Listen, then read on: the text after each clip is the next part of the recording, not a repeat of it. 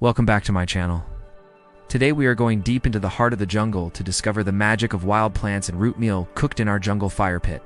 The jungle doesn't offer menus or packaged meals. It offers instinct, observation, and raw survival.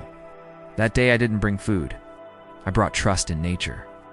My mission was simple: find edible wild plants and roots, cook them without utensils, and honor the forgotten way of eating. Deep inside the forest, with nothing but a fire pit and bare hands, I embarked on a journey of flavors and fortitude. If you're ready to explore the untamed wilderness of taste, join me on this episode of Life Skills. As dawn touched the canopy, I moved slowly, alert, listening. Not all plants are friends. Some nourish, some punish.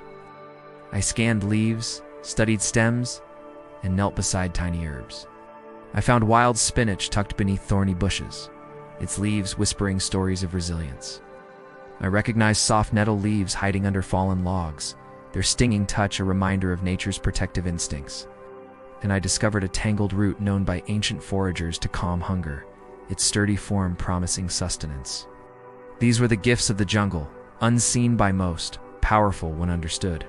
My basket, woven from vines, would hold my treasures. For roots slumbered deep, hidden from casual eyes. With bare hands and a stick, I delved into the earth. The first root I sought was a wild carrot, its presence signaled by a cluster of wild carrot leaves peeking above the ground. Using a wooden stick, I dug, feeling the resistance of the soil, the stubborn strength of the root.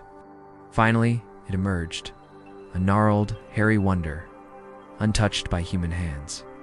Next, I searched for the notorious devil's potato, known for its cunning camouflage and insatiable appetite.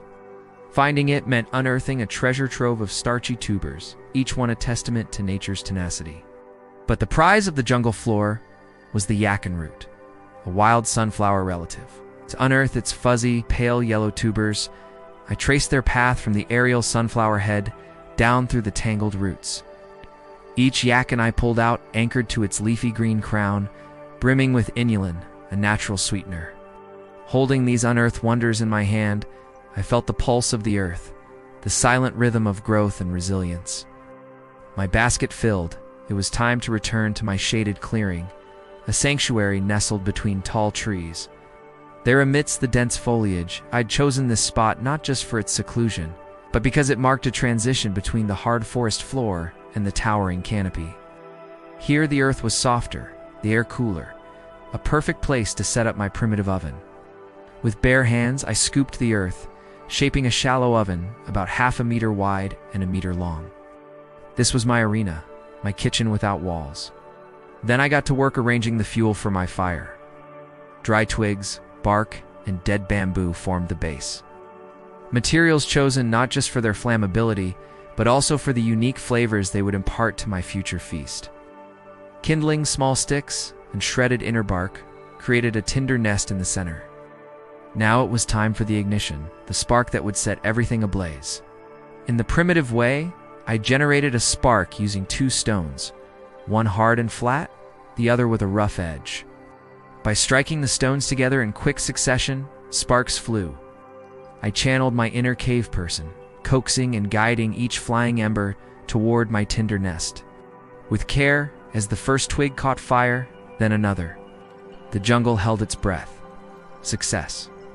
From this humble start, flames rose, licking at the air.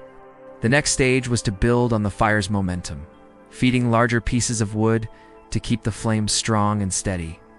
I carefully added bark and larger sticks, ensuring a balanced fire that radiated heat in all directions. As the fire roared, I placed smooth stones around it, allowing them to heat until they sizzled with a drop of water. These became my cooking tools, transforming heat into a medium to cook without direct flame. When the stones were hot, I returned to my root and leaf harvest. First, I unwrapped the wild carrot, peeling away its skin to expose the inner flesh, a pale orange cylinder bursting with potential. Next, I tackled the devil's potato, a starchy tuber with a reputation for elusiveness. Scrubbing off the clinging soil, I revealed firm, pale flesh ready to be shaped by heat. Finally, I prepared the yakin root, its fuzzy exterior giving way to a creamy white interior.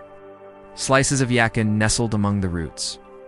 With these essentials ready, I turned to nature's cookware. The broad banana leaves. Gently, I spread them on the heated stones, creating individual pockets for my ingredients.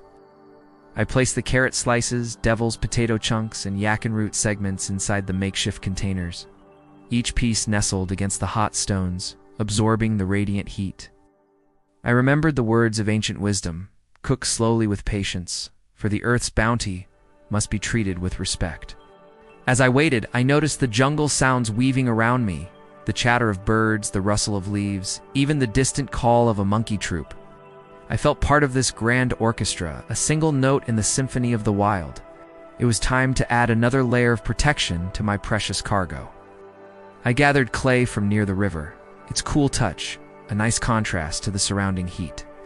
Over the banana leaves, I spread a thin layer of clay, sealing in the moisture and adding another barrier between the food and the open air. To further insulate and flavor my dish, I sprinkled ash on top of the clay.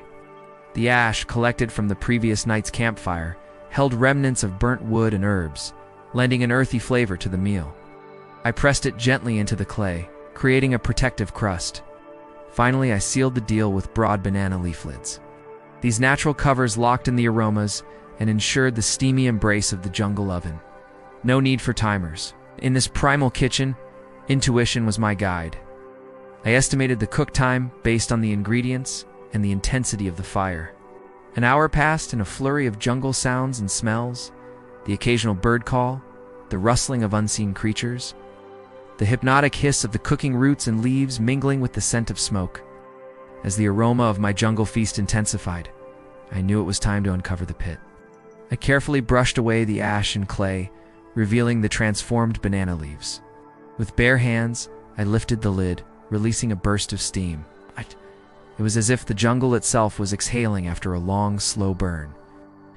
Beneath the leaves, my once raw ingredients were unrecognizable. The wild carrot, now tender and glazed with smoky sweetness, had surrendered its vibrant orange hues to a deep, rich red.